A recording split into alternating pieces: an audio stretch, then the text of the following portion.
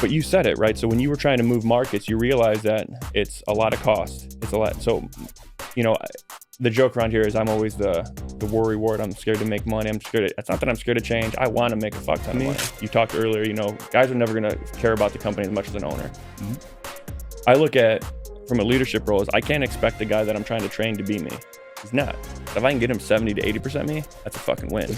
No one's going to give a shit like we do. No one's ever going to buy into it like we do unless you give them a piece of it like you have. And my point is that local is all great and everything, but it doesn't mean anything, right? You have to erupt, which means you have to have a high volume of sales, right? Like that's the volcano. The problem that I had, and I always wanted to do it, is like I didn't want to go to a market to chase and leave, and that may have been my mistake because I may have been better at doing that. I tried to solidify, which lava eventually molts or whatever and turns into rock and earth or whatever, and so that's the solidification. Oh, hey, oh, hey, oh. You are now tuned in to the best roofing podcast in the world, The Roof Trollz. Roof Trollz, we're back. AI Elijah here, and man, I'm pumped for part 2 with my guy Dustin from Three Kings Roofing. Dude, we are about to dive deep into some seriously good stuff. We're talking sports, branding, business strategy, and I'm telling you, this is going to be good. Let's jump right in. So I want to ask you, because what you just said, I liked a lot of what you just said, right? It was powerful, right? The God sent, doing something that you feel is like faith driven, where it's like, hey, I'm meeting these people for a reason. I say that all the time. I don't think anything that has come to me or is out of coincidence, right? I think everything happens for a reason. So your company, obviously, how long is your company right now been in existence for? Since 2010. That's a pretty long time, 15 years. Mm-hmm. So my question, I think, to you would be is to have a company, you say, come in for market share. We were talking right before we started the podcast, Romans Roofing.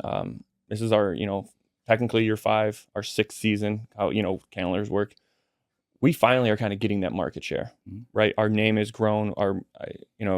We have pushed marketing and branding. I will say more branding than anything. Yeah. It's been a big thing for us. And in our area, we're finally kind of there. Again, we're not Eminem, we're not Raj, but people know who we are. Like us or hate us or not really know what we even do. Everybody knows our trucks and they know Romans Roofing. And that's awesome. And I'm super proud to be a part of that. Mm-hmm. My question, though, I guess, is more when you say that another company were to come in, I feel like anyone that would come in here, I don't see really much of how they would shift the market for us particularly. I mean, I guess unless maybe a company like you, I guess if you were like, hey, I'm going to come in here, but you still have so many years to kind of build that brand awareness with like the actual, because at the end of the day, we have to deal with people. And so if they don't know you and, you might have had a great reputation, hey, go look us up in our company in Texas, but you're from Texas. You're not from Northwest Indiana. Mm-hmm. You might be here now. So I guess really is maybe why do you think that way? I've had a history of I can go create chaos anywhere. Like I can go to Northwest Indiana tomorrow with leads and people and close deals and get in the way. But I wasn't really talking about like that kind of market share. I was saying that like if they buy one of these companies, right? And one of these companies is connected to something that's 500 million, $1 billion, $2 billion, $10 billion of an entity. That's a hard thing to compete against because their branding is going to be superstar branding of like everywhere because of the money backing. And so that market share is what I mean is they're coming after market share. Like they're trying to take, like I've always said, the roofing industry is like a bunch of army ants. Right? The reason private equity likes it, there's inefficiencies and nobody owned not even 1% market share of a $100 billion a year industry or whatever it was.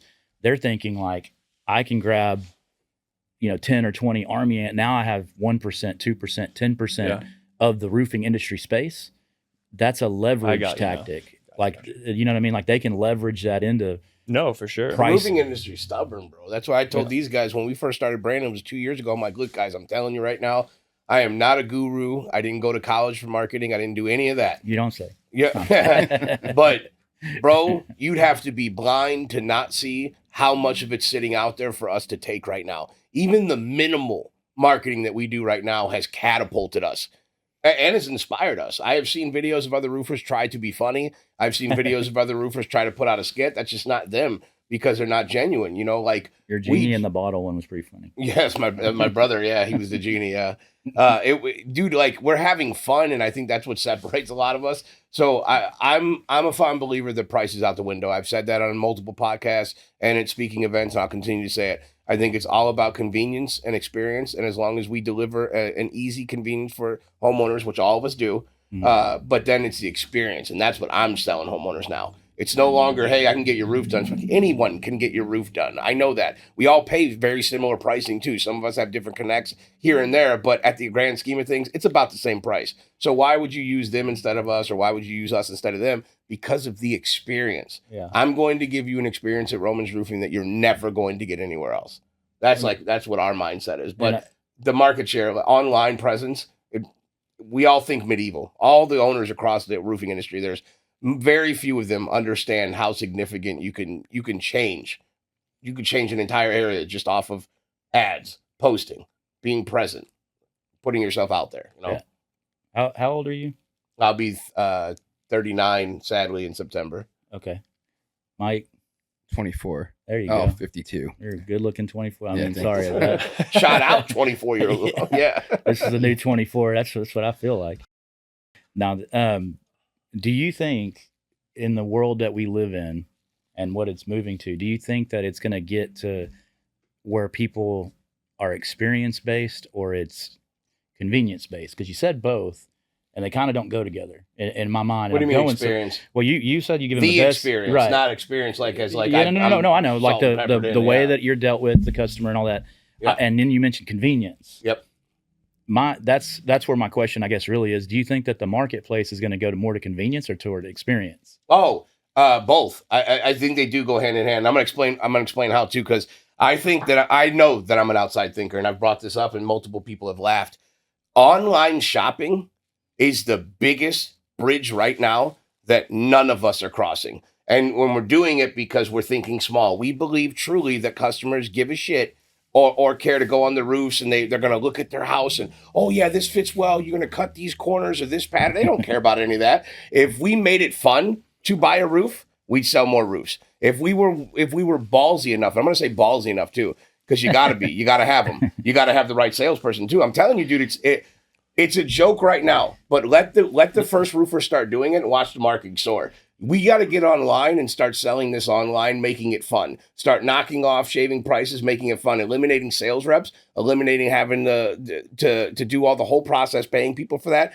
Get online, get in front of a table like it's cards, and start selling and watch what happens. It only takes one, guys. It only takes one. So I want to jump into what your question was to kind of piggyback on your question, and I think the further answer what Elijah. So I actually agree. Online shopping is huge. I think Mike Goldstein and Roofle, like shout out to Mike, is going to change the game. I think companies like Hover and GAF Quick Squares, and just the fact that you can get measurements via satellite now, and again with Hover, we do use them. This isn't like a plug, but like that's crazy. Again, I'm sure everyone uses it. Like you can get window measurements within like an inch. Like that's fucking mind blowing from 8 photos, right? But I do think if the experience is there, now I'm a firm believer like in that, I don't want to say old school approach with sales, but I do think people buy from people. I think there has to be some type of mutual connection, and I think we transcend that with our videos. And I'm asking if you think the market is going to continue to go that route. I think it's going to sway in. It's going to sway in with younger people than us. Yeah, it's going to sway in the experience. I think so.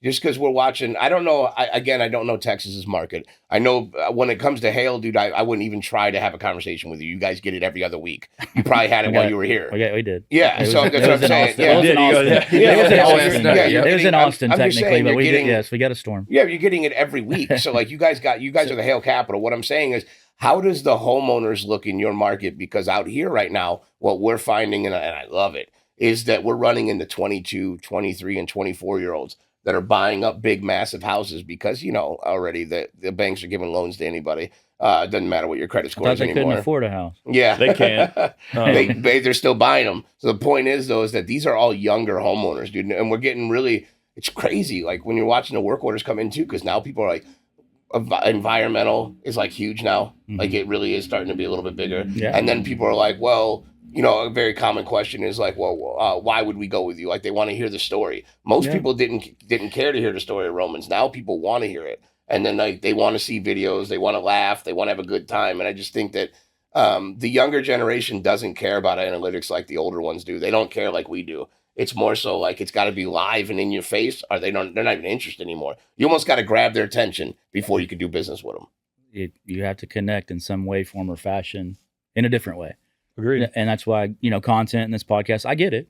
Like I said, I had I call it a docu-series. I just wanted to basically highlight our people, and I wanted it to be funny or dramatic, or because reality TV, if you look at that, like it's a train wreck, and I don't want to like advertise the train wrecks that we have. We all have them, but you don't want to always be vulnerable in that sense. Yeah. But like, I wanted people to connect in a different way, because what is the difference of us and 5 million other roofing companies? Well, it's only going to be connection is what I thought. The reason I was asking the question though about convenience is because I feel like that's where, like you said, is the archaicness of roofing. And that's what I mean by evolving, is there's going to be intelligent people with a lot of money to back AI. And the problem with experience is, what if you, like, how fast can you get there?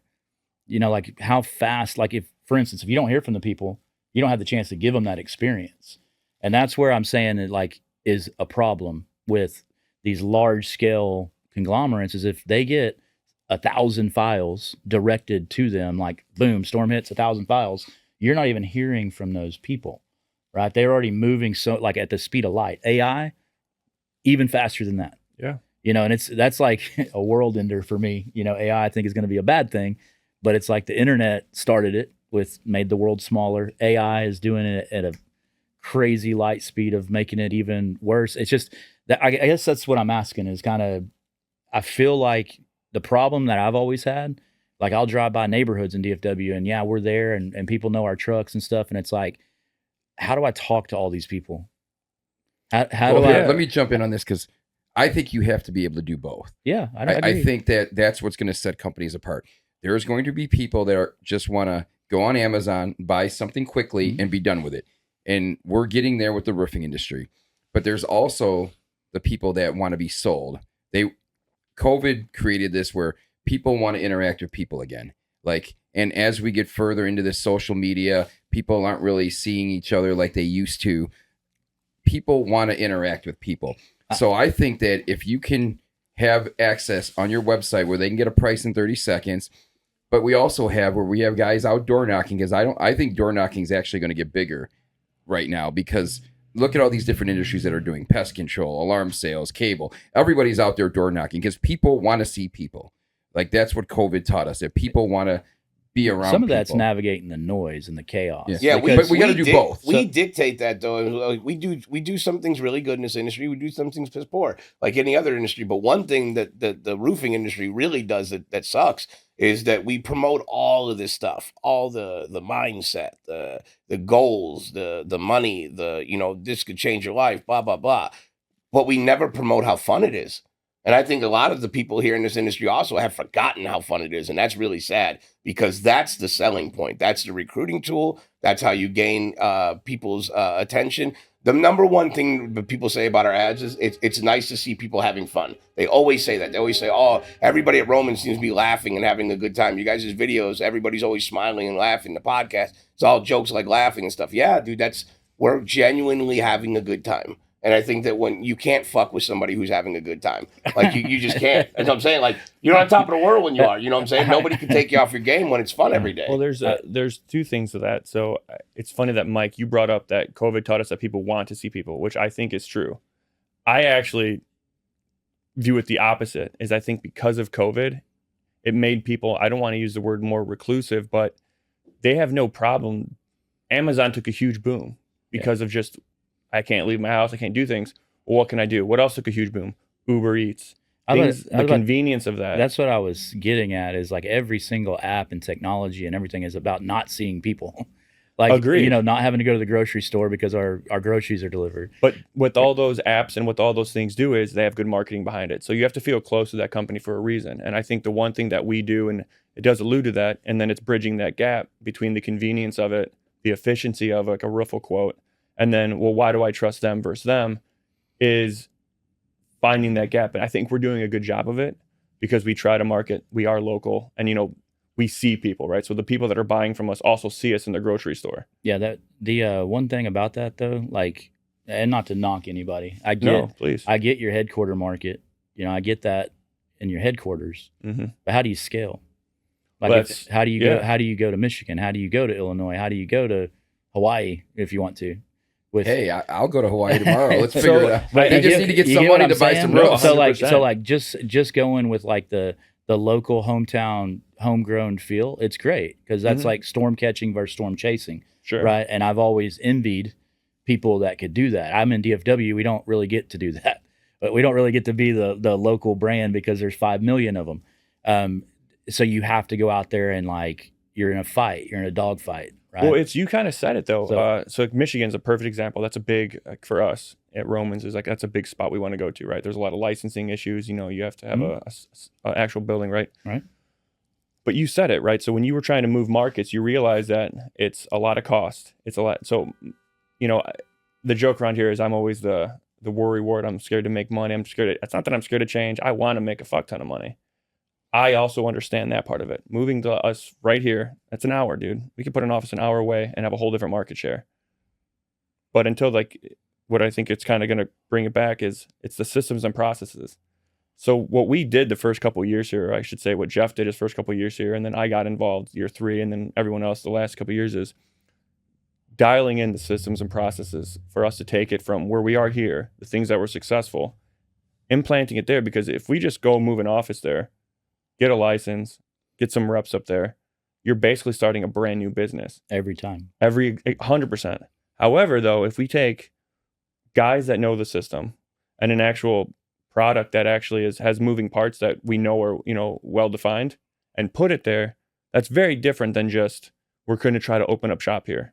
So my thing is, and it's the same thing I do with, like, when I'm training or trying to be a leader, is I can't expect you to be me. You talked earlier, you know, guys are never going to care about the company as much as an owner.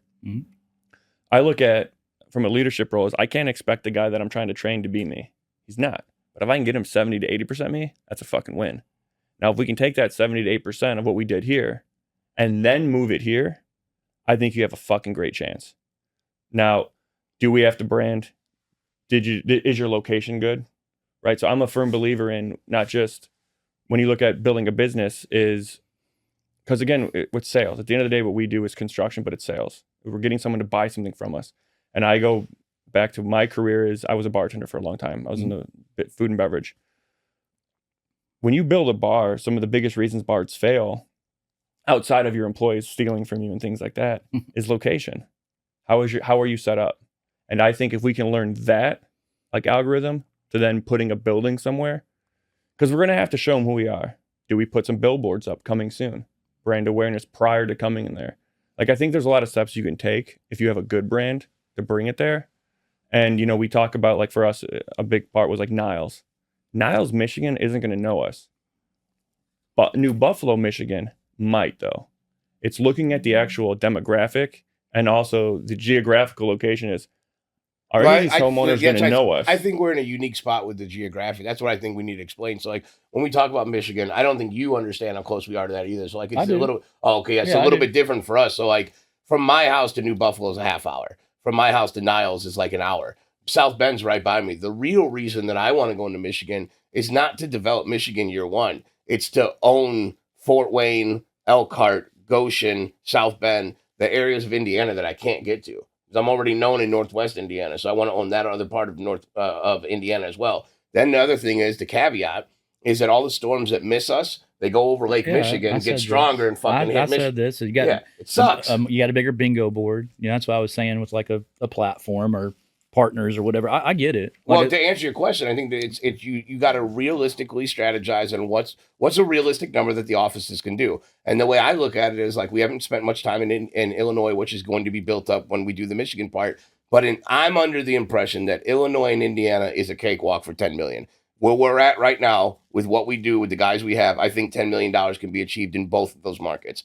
Then the question is, can you do $10 million in Michigan? Because if you can, That's how we catapult to the next level of a $30 million company, is by setting realistic expectations for those offices. Now, I don't even know if those are achievable. I know the first two are. I don't know if Michigan is achievable at $10 million. But I think differently. I'd like to Michigan find out. will be easier for us to do 10 million than Illinois, only due to the fact that right now there's so much competition in Illinois. It's kind of like Texas. It's like the wild, wild west. There's contractors everywhere, thousands of them everywhere. Indiana, you know, when those guys went to Gurney and Waukegan, they were like, oh, you're the 50th guy at my door today. That's what you deal with in Texas.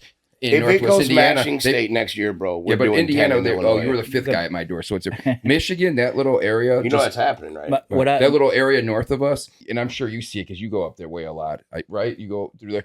Like Really there's so often. much work to be done there because the contracting licensing laws are so tough. I think, I don't want to say it's shooting fish in a barrel, but it's going to be less competition there, so it's a prime market to take over. Whereas Illinois is like you're just, you know, one of 2,000. Where Michigan, we're gonna be the man up there once we break into that. We're gonna be able to take it over like Northwest Indiana. I hope so. I'm just saying, if we're sitting in a market right now and we're able to do upwards of $20 million in one market right now in Northwest Indiana, I believe that's an amazing feat in itself. But if we're able to accomplish our goals like we want to, and I think we will, then I believe sky's the limit. Who knows what we could do by building that? But to allude to what you said too, I agree with that. We have to develop the people and make sure that we have the right people in place to do those things. And that takes time with like sitting down with leadership, actually developing them, letting them understand. Because no one's going to give a shit like we do. No one's ever going to buy into it like we do unless you give them a piece of it like you have. And most of us aren't willing to do that. That's why I think it's fun when you start talking about satellite offices, because satellite office requires somebody going out there and running it. So now maybe that person that you did develop, that you believe in, that's bought into the system, maybe they do get a piece of that. You get a smaller piece, but you still have the other two. So essentially you're running 5 or 6 offices with 5 or 6 people. And this is in a perfect world that you can trust, that you've developed with your system that believe in you, or you believe in them.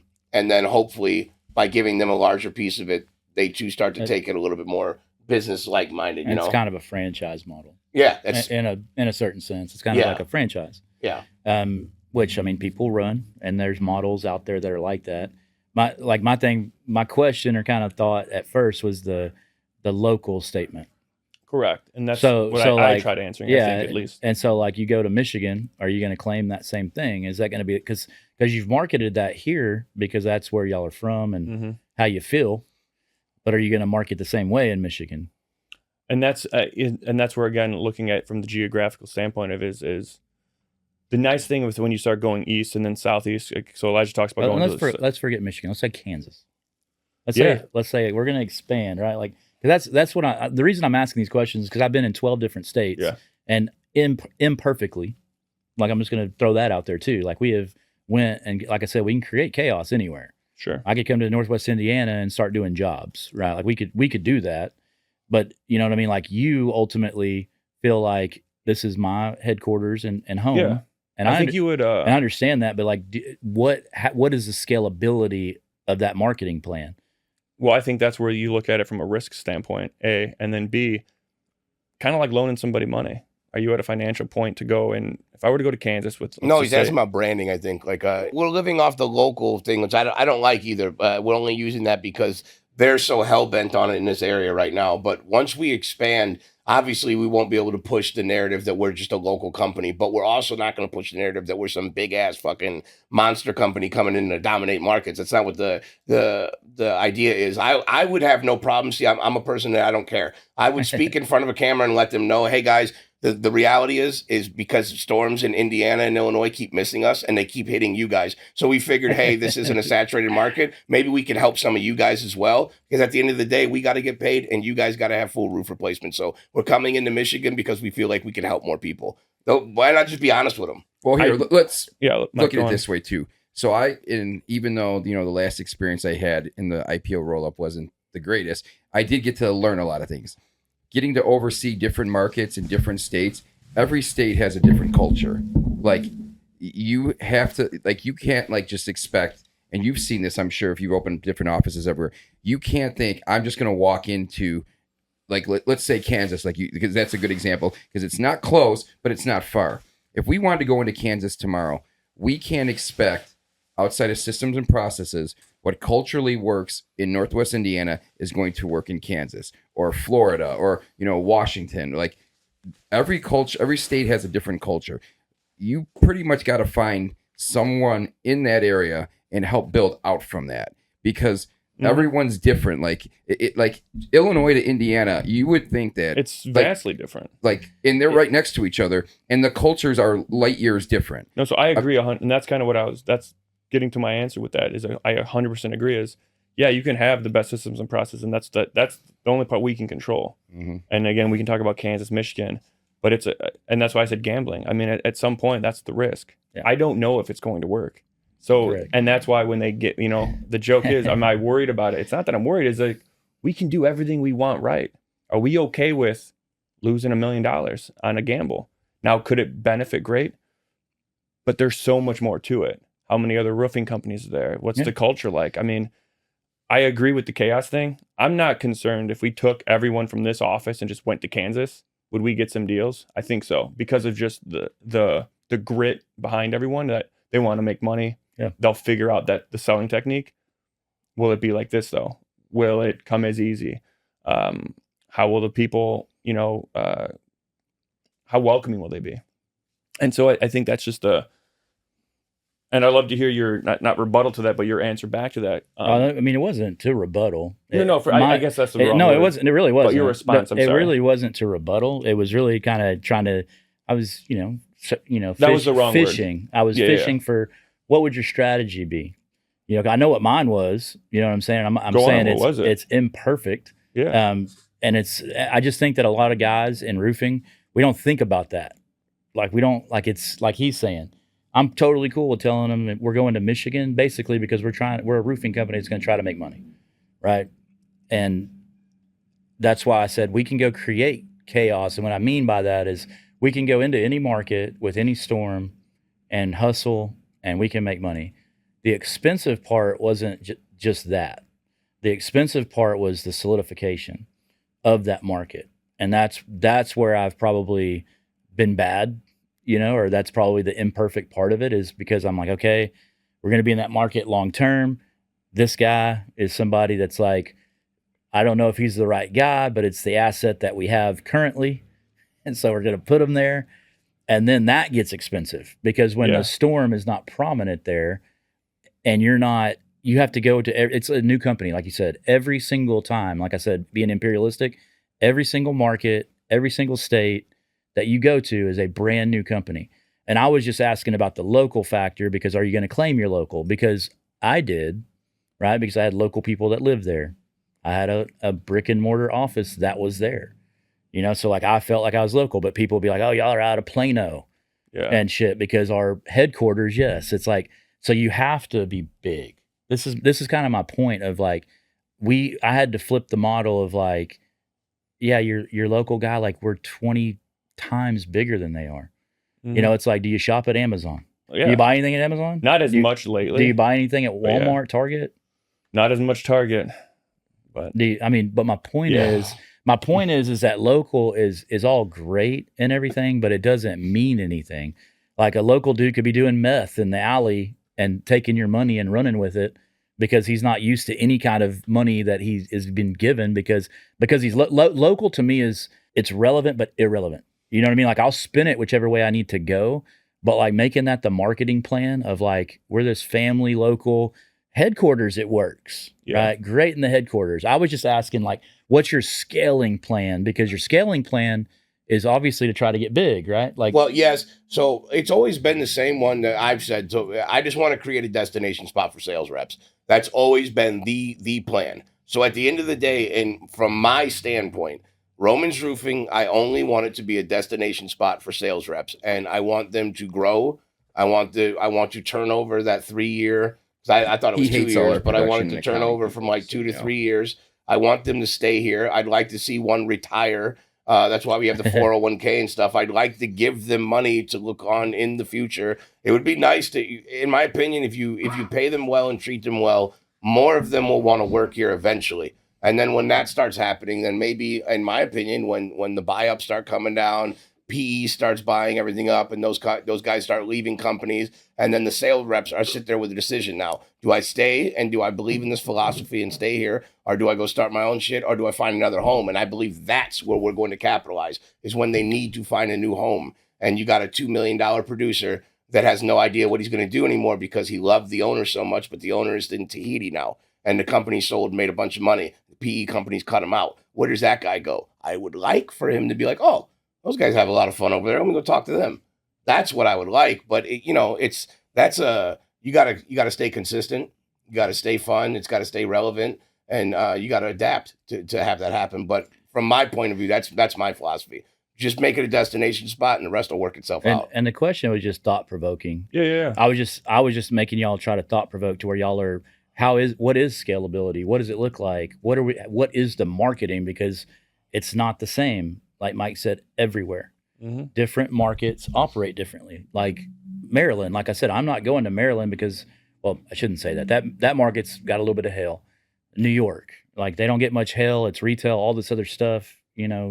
Delaware's, like I have no idea how that model works. And if I was going to go put my business there or have a platform partner that's there, that's where I get understanding, right? And that's why I'm saying like the partnership of a platform is you can grow without having to be like every single market. Like that's imperialistic, right? That's what I did. I'm like, everything that moves, if we've got assets of people, let's go after it. And I did that. And we can go in, like I said, any market and create chaos and get jobs, and that can make money. There's a strategy there. The problem came, like I call it the volcano theory. This is just what I talk, like a volcano. Like you have a rumbling, right? So you're disrupting the market, right? Like if we came here tomorrow, we'd be like, people would not like it because we would be getting jobs and whatever. And they're fucking from Plano and they're these dickheads and they're going to fuck you and blah, blah, blah. So you're disrupting. They're not happy, right? You have to erupt, which means you have to have a high volume of sales, right? Like that's the volcano. The problem that I had, and I always wanted to do it, is like I didn't want to go to a market to chase and leave. And that may have been my mistake because I may have been better at doing that. I tried to solidify, which lava eventually molts or whatever and turns into rock and earth or whatever. And so that's the solidification. The solidification's hard, because like y'all have got a lot of owners here, like I said. So y'all have got some assets that y'all could probably put to play in certain areas. And that's why like I contracted. Like that's why I'm like, I'm out of Florida. That cost me $150,000. Like I'm out of these markets because it's like, if it's not, like you said, you got to have a strategy of like, is it, and I learned this from another roofing company. How many offices you got? We put them on the board. And he's like, well, how much does this one do? How much does this one do? And I was like, shit. I'm like, 85% is right here. He's like, well, until it does 10 million, you don't need another one. Right? It's like 10 million minimum, like until you go get another one. And I was like, yeah. And my fear has always been like, I don't know how y'all do it. Maybe it's luck, maybe it's talent. And I've talked to him, like I asked about even you. I asked about Indianapolis. Like, why are y'all not in Indianapolis? Like, we can that's a huge market, a lot of houses, because that's how I think is like, what's the larger, spread of opportunity? And they're like, no, we're in Northwest Indiana. We don't go down there. And I'm like, what the? I was like, what the fuck? I'm like, I can't imagine. And I'm from a small town, and I've worked small towns, and I get the referrals. But it's like, how do you just be confident of sitting in a small Northwest Indiana that is going to support your company, your sales force, everything, and you're going to be okay year after year after year? Like that's always been hard for me. That's why I've always went after it. When did you decide to try to take that jump to another area, even if it was within Texas? But like, when did you take your first office to the next? I hate offices, to be honest with you at this point. Okay. The last time that I had fun in this industry, like you're talking about, like genuine fun and felt really free and made clean money, I had like 10 to 15 people and I didn't have an office. Okay. I literally just went after it. I went to small towns, DFW, wherever, and just hustled and guys made money and they made a lot of money. I didn't have overhead. Yeah. And it was like, this is great. the offices and the burdens that come with like staffing and draws and salaries and growing and recruiting and bullshit until you're spending $300,000 a month to operate. And it's like, that's cool if you're continuously getting to the next level and breaking through the ceiling, but people will fuck you. People will take a chunk and you're replacing it, but you're not growing. You're not going to the next level. So you're spending like you're a $50 million company that's doing 20 million or 25. It's a problem because then you start to lose money. And this is what a lot of roofing companies do on accident, because they were just like, man, I'm just in attack mode, just in growth mode, trying to do the next right thing. But I think in some ways, I feel like you kind of answered that same question. Yep. Is until, we're at that point where we're growing the correct way. Yeah. And overhead and everything is in check. And systems he said and processes. 10 million. Angela's going to look for a way to spin what you're saying to use against us later, and I'm going to nip that in the ass now. He's going to say that, even he said, dude, he's got multiple offices. We're just not ready to grow. No, we're beyond ready. And like you said, we do need to grow outside of just Northwest Indiana, and Northwest Indiana is going to do $20 million this year. So like, I think it's more than enough time to go ahead and pop in something else and see what another venture looks like in that for 100%. Yeah. And like I said, it's like, I don't know, man. It's like the balance of action and careful. It's like, what is the balance of that? And I don't have a balance in that. I've always told people, like, I will blaze a trail, right? I will blaze a trail, just build a fucking bridge so I can get back across. Like, that's like, I'm not good at building the bridge, right? Yeah. Like, I'm not good at the train track that it needs to stay on. Like, I'll go attack it and make it happen, but like, y'all got to build the bridge, like the solidification.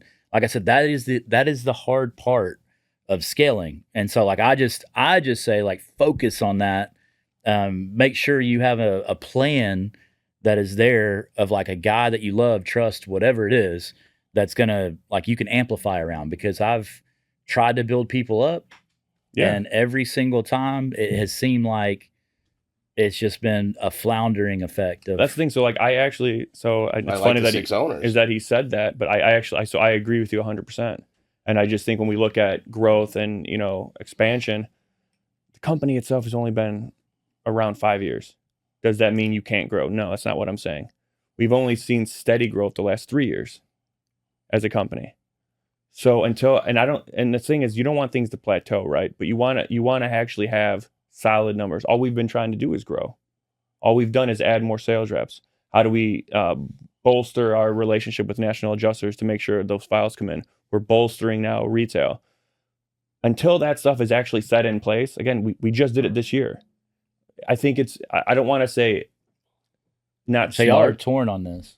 Y'all are torn on the expansion. No, I'm not torn on it. It's the timing. There's no torn. It's happening. So again, I'm a half hour to 45 minutes away from Indiana, like you alluded to, and I think that's the number one selling point, is that most companies are not in a position we're in. We're in a good position for two reasons. One, we're extremely profitable where we're at right now. Number two, we have 6 owners, and I've already put this on the board before in our meetings and stuff like that. So for full transparency, I say 2 go to Illinois, 2 stay in Northwest Indiana, and then 2 go into Michigan. We are the ones that run this whole thing. We all believe in this company. This is what we do. So then we go to work. This is how we got to this point. I think that the only conflicts of it, I don't think, is profitability. I really don't, because I think we're going to be able to do things special no matter what areas we get into, especially with some of the guys that we have. The issue is, I think it's about a comfort level. I really do. I truthfully believe that. I believe that we've gotten comfortable with not having to be that dog anymore. That if we go and open up something else and we don't really necessarily, like you say, have the right pieces or the person that we want it to be in, well, then only one person is going to be able to take accountability for that. It's going to be us. So we're going to have to be that one person. But I'm openly on record saying I want to be that one person. Go send me into Michigan, and if I got to do it alone, I'll do it alone, but I'll kickstart it. We'll go pop off a few million and we'll get it started. But like that's happening. Like, we have to grow. It's happening. And I have that same philosophy, right? Like, Elijah's an attack strategist type individual. He's an attack it. There's other things that you have to think about, for sure. I hated it. Like, the minority partner, it ended up costing me $1 million something, probably more than that in time and everything else. And toxicity that he put inside of my organization that I've still recovering from and licking wounds from, to be honest with you. But he was careful. He was an engineer brain. He was always very careful. I'm very like attack. It was a okay balance, but it was like I was the majority owner, and it was like it can also stand in your way, you know. And like it's a power struggle that it can stand in your way, and at some point, like you can't plan to make a plan. You know, it's like you got to attack it. I have no regrets over anything that I've attacked.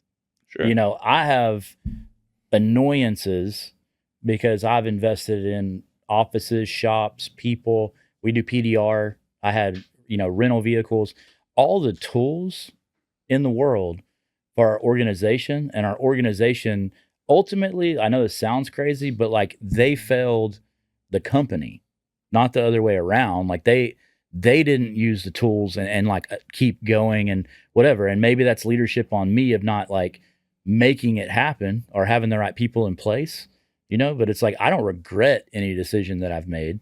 No, I don't think anyone should regret it either. Yeah, and I've, you know, like we were steadily, like I didn't have, you know, 2010, we didn't have a year that we didn't grow year over year until 24, I believe. So like every single year we had grown. It might not have been great, might have been whatever. And I never went from here to exploded. Like y'all kind of did that, you know. Like I've seen, you know, y'all's stuff or whatever when we were talking about the platform. Like y'all done a great job of that. You know, like that's impressive. I've told Mike, I'm like, y'all have got an impressive like whatever y'all did, and then like y'all's financials seem solid, and most roofing companies don't have that.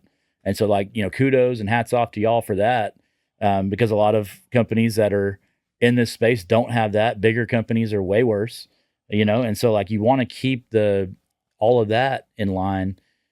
But I just say, like, you know, it's a balance. Like, I feel like you're careful.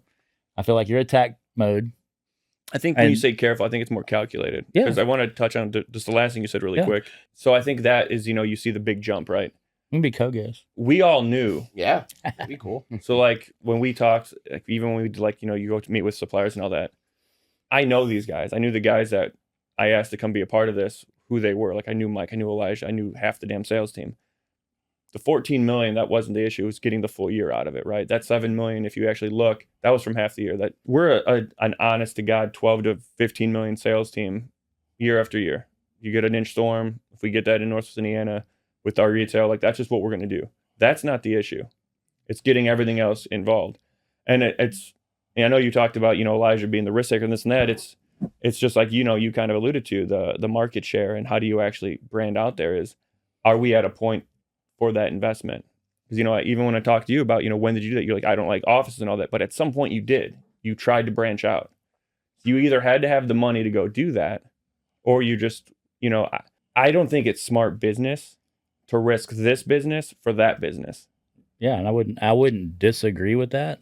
That's why some of the, you know, contraction of what we've done is like back to a company, you know, just as a peer, the Linears, Infinite, Results, you know, these guys that like they do this network marketing model of recruit, pitch the dream lifestyle, organically recruit because of how much money you're making, clout, you know, like the stuff that you're getting, all that. But what they did that was intelligent was they made their core like a supernova before they actually did go to wherever. Now they've sold and they're trying to be everywhere, right? Like in every market that I go to, like if I'm personally running around scouting or selling, it's the houses I'm going after.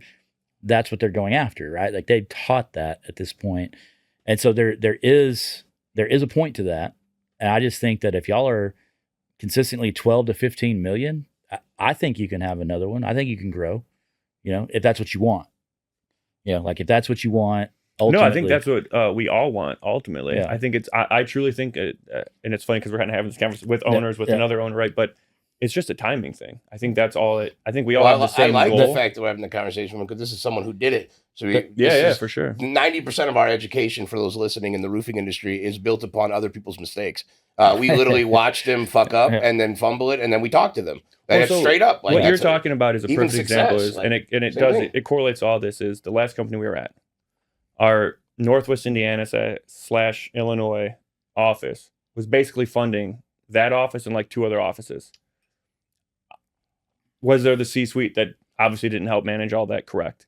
Did they make decisions that were fucking stupid? Correct. But that was to me, you can make mistakes from a decision level here. Like we can make a mistake here and think we're going to do something smart in our market.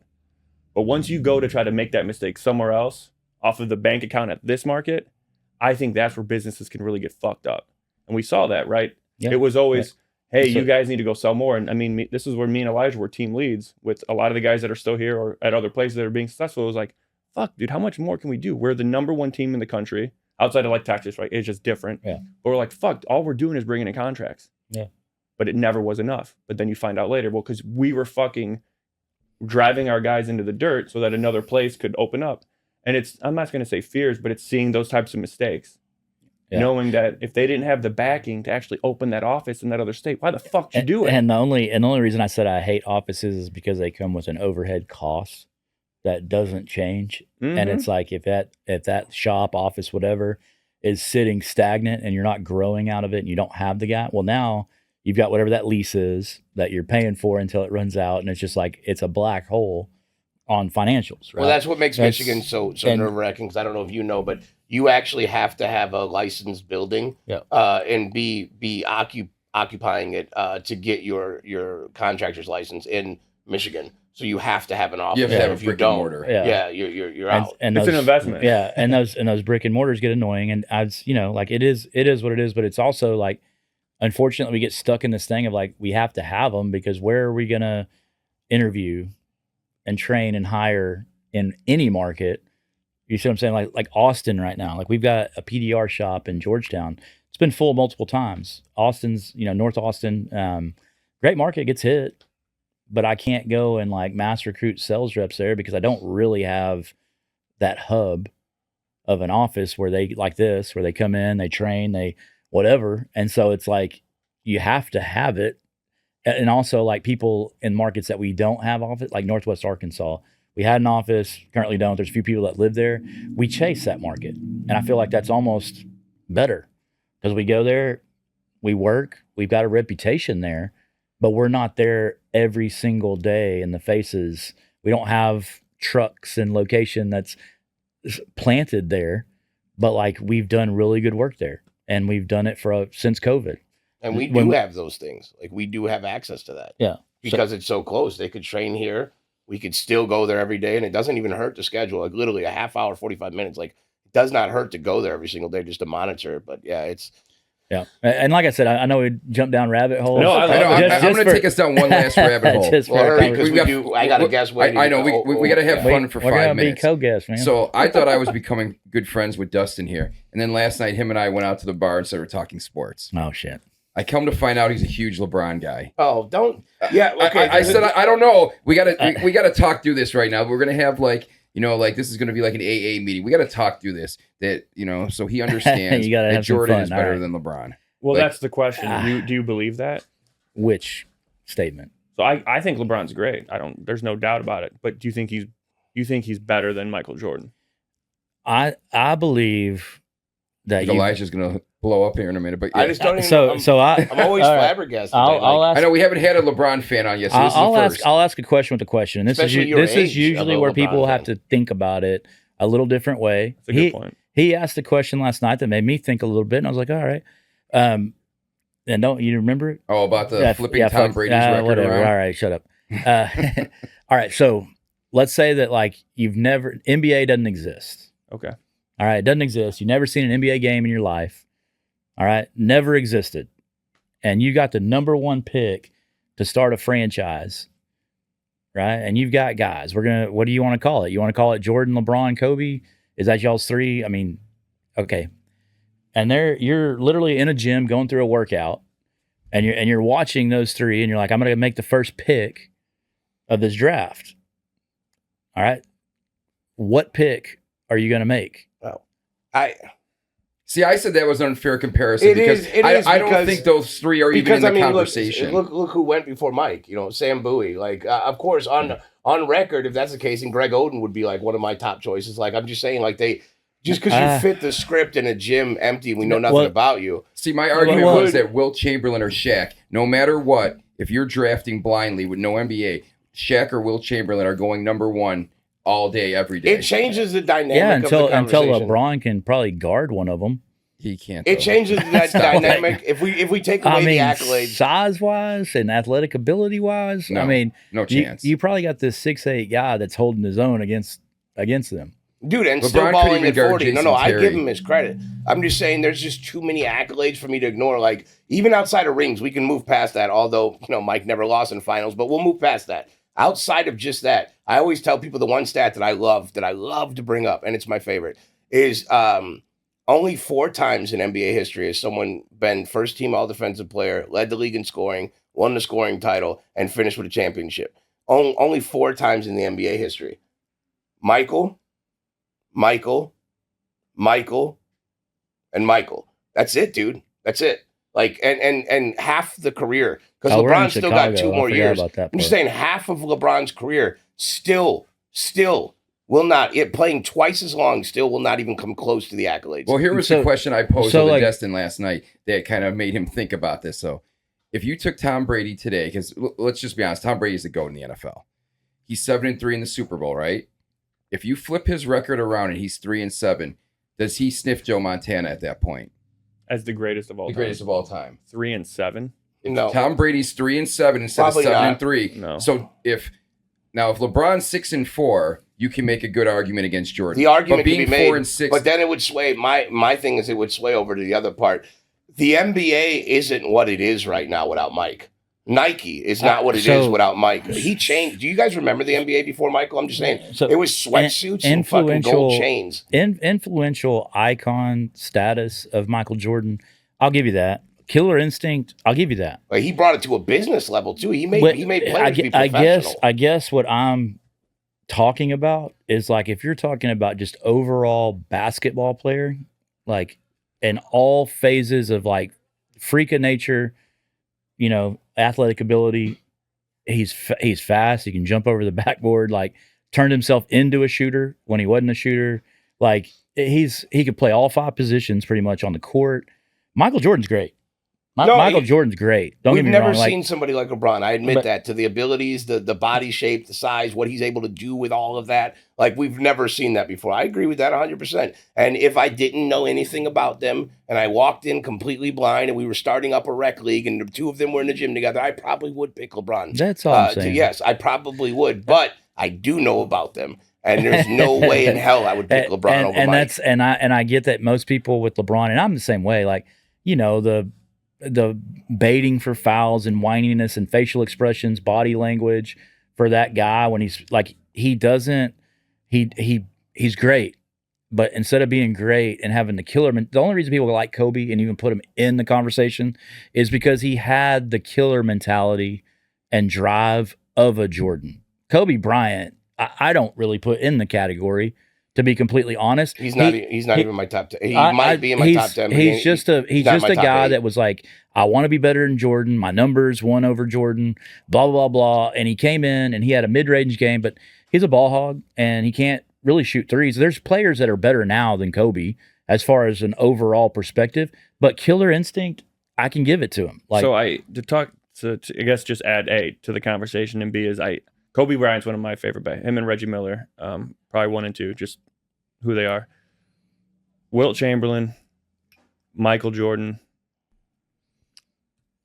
I want to put maybe Allen Iverson, but then hang on, listen to what I'm saying. Hang on. Conversation with that list. It's Wilt Chamberlain, Michael Jordan, LeBron James, Steph Curry. No, this is the reason my list is not. I got my Curry list, up there. My list isn't the top 4. My list is when I look at that, Austin's face says it all. That makes Because you I want to haven't- throw up. because that no just one's makes let you want me- to throw up. Because you guys always do this. You interrupt people before they can finish their thought. You don't need to finish. You just had Reggie Miller's number. You don't need to finish. Reggie Miller We're is He done. said Reggie Miller Hey, is one bro. of his favorite players. Bro. He's offended. What Bro, I'm trying to hey, actually say is who has hey. actually came in and changed, who has revolutionized the game of basketball. Curry's done that. Well, there's Jordan's done that. There's two people that come to mind. Yeah, Steph and So and, those and Mike. that's why those people. The only reason I said AI a little bit is because he did bring a different type of mentality and I'll say swagger to it. It changed. People dress differently, and you can also make that argument for the Michigan Five when they all came to the league. You know, Weber and Fab Rose. Five. That Fab changed college Five. basketball. You remember how big? It You remember the shorts? but How- that all. baggy My shorts. point of that is like there's things that happen that change NBA. Michael Jordan did that. LeBron James did that. The thing with LeBron is, will that be replicated? I think players today are more like that. There's a Kevin Durant. You know, there's people that are 6'7" that can dribble a basketball. I don't think LeBron Um, revolutionized basketball. I think that he brought in a more serious, like, hey, look at what happens if you invest into your body. He's I think more he of did that. he's more of like a Magic Johnson. There's not many guys that are 6'8", Well, that's 220. in my opinion. That's where he should have been his whole career. That would have been I agree. really fun to watch. but he wasn't. I think we'd be having a different conversation then. I honestly do. If he ran point his whole career, I think we'd be having a different talk. Well, he did. He's tried to. Well, he did. Yeah, but they should have put him in there, Yeah, like I- right out the gate. He would have been so fun. I've got the age bias top three is Michael, Magic, and Bird. That's but that's my age bias because I've seen all them play. But those that's three, my top three. those but it's three in a are in the different Mount order. Rushmore with Curry as the foremost influential people in NBA history because Michael, the Bird, NBA and was Magic. dead if it wasn't for Magic and Bird. They saved the NBA. Michael Jordan took it to the next level. Now Curry has changed everything again. So those four are the most influential. I'm not saying they're the best. I'm saying they're the most I influential. know. What I'm saying is we're going down a rabbit hole that we're going to talk down for another Yeah. hour, and I have a guest waiting, and we have to get off here. And Dustin, we really respect your time. You coming into the office has been awesome. Definitely going to have to get you back on here again. And I'd love to talk more, man. It's been a Well, great we're going to go conversation. to Texas again eventually. We have Let's to. send a shout out to Whistle Pig and Jeff Gross for his bottle pick for. And if y'all on want to talk this. about Look at- WNBA, we can talk about Brittany Griner being a man. Stop. Oh man, don't get Angelo going on stuff Angelo, like that. yeah, Angelo's all for he's men the and wrong women in one. sports. Yeah, he is the wrong That one. is yeah. not true. He is. It's a stupid argument. Angelo would literally be okay if LeBron went there right now and There's won 7 rings in a all row. right, so- and he would call him a champion. So this too. doesn't get misconstrued. I just think it's weird to have a talking point when there's 11 people, and I think like 38 states actually have it where you can't. And when the even compete. politics begin, It's all- Roof it's- Trollz it's in, just baby. stupid. It was great time having you guys. We love you guys. Dustin, thank you.